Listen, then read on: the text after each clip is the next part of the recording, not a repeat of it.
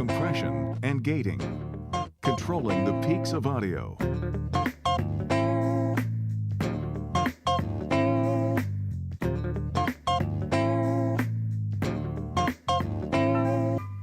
A compressor is an outboard device that is used to effectively reduce and control the dynamic range of a signal.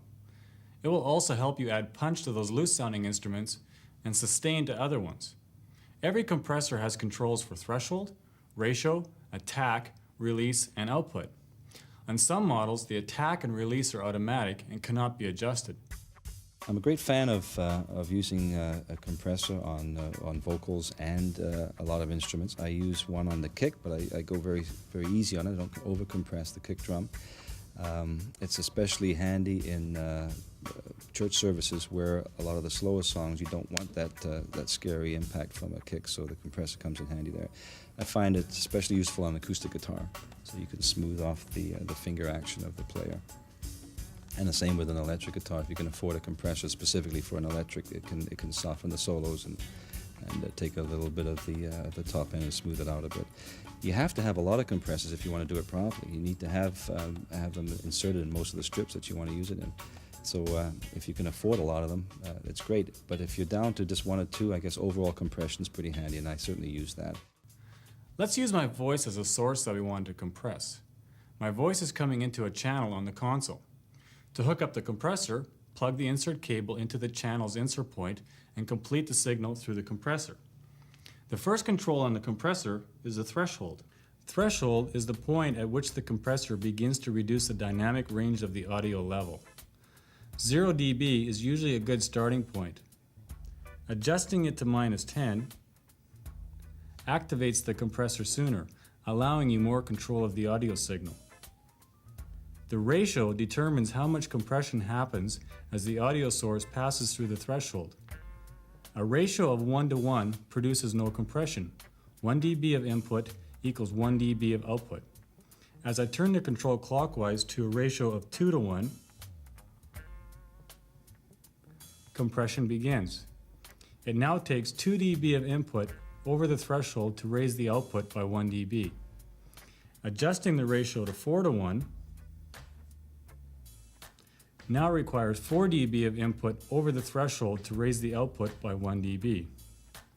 This is a good starting point for vocals. You can see the compression becomes heavier as I adjust the ratio higher. The LEDs show you the amount of gain reduction that is happening above the threshold. Adjusting the ratio to 10:1 essentially turns the compressor into a limiter. It virtually limits the signal by requiring 10 dB of input above the threshold to produce 1 dB increase in output. This type of compression may be useful as a peak limiter using the inserts of the main outs. As I increase the ratio all the way to the right, I now achieve infinity to 1. At this point, any amount of input above the threshold will produce a 1 dB rise in output. The attack is how fast the compressor begins to compress a signal as it passes through the threshold. The slower the attack, the longer it takes for the compressor to start compressing. The release knob controls how fast the compressor returns the signal back to its original level. A slower release would add sustain to instruments like electric guitars. The output gain control is useful to compensate the level lost during compression. A good rule of thumb is to increase the gain output by the average amount of gain reduction shown on the LED meters. If the compressor is showing 10 dB of gain reduction, raise the gain output by 10 dB.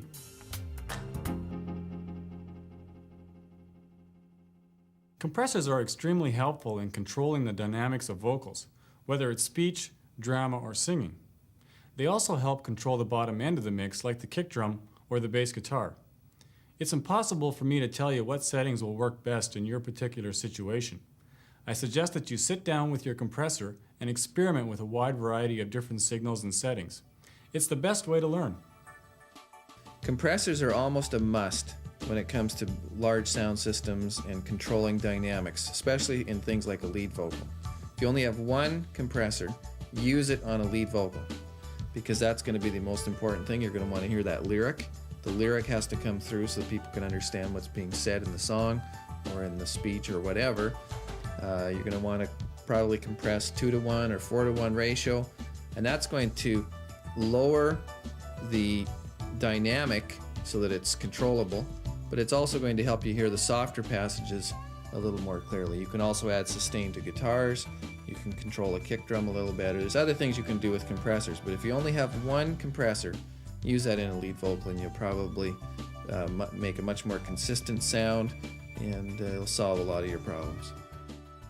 A gate is a processor that turns off or significantly reduces the audio signal when it drops below the set threshold level. The threshold is the point at which the gate opens, allowing the signal to pass through to the output. Any audio signal below the threshold is not heard. All audio above the threshold opens the gate, and the audio is heard until it drops below the threshold again. Another use for gates is on drum kits. Typically on the drum kit, what you want to do is cut off the sustain of the drum. So you can tighten up a drum kit a whole lot by gating each microphone. Again, a fast attack time, so when they hit the drum you get the attack. And then depending how long you want the drum to ring, you'll set the threshold and the release time and create the amount of decay you want. If you do this on all your drums, two things happen. One, you reduce the sustain of the drums, and the second one is you isolate one microphone from the other so that your tom mics aren't picking up your snare drum and your hi-hat's not picking up your snare. So you get way better isolation from microphone to microphone. They're also particularly handy for bass guitars, where sometimes there'll be a bit of a buzz occurring after the song is over, so the gate will shut that down for you. Again, you have to be very careful using a gate, especially on a vocal. You don't want to be cutting off people's voices, so you have to keep a good eye on the gate. Sometimes it can be a real enemy to you. What you're hearing is a mic'd up drum kit coming into a channel on this console. Notice a snare drum bleeding into the same mic. I insert the gate into the kick drum channel. I need to raise the threshold high enough to open the gate only when the kick drum is played.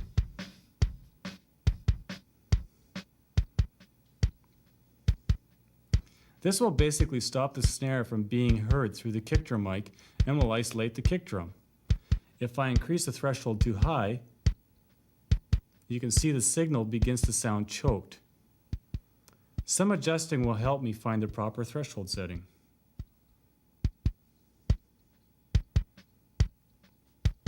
The gating the snare and the tom channels as well will give greater control over the entire drum mix.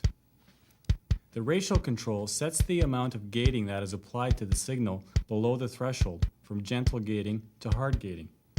Obviously, some adjusting is going to be needed here too. Gates can be used with a variety of other audio signals. It's really up to you to decide what you want to use them for. Now that you understand how they work, I suggest that experimenting with your gates and getting to know what works best for you is again the best way. In review, compressors are outboard devices that effectively reduce and control the dynamic range of a signal. Most compressors have controls for threshold, ratio, attack, release, and output.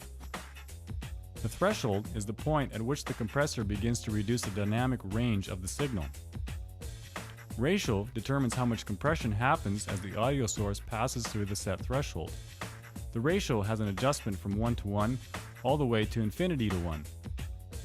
The attack is how fast the compressor begins to compress the signal as it passes through the threshold. It ranges from fast to slow.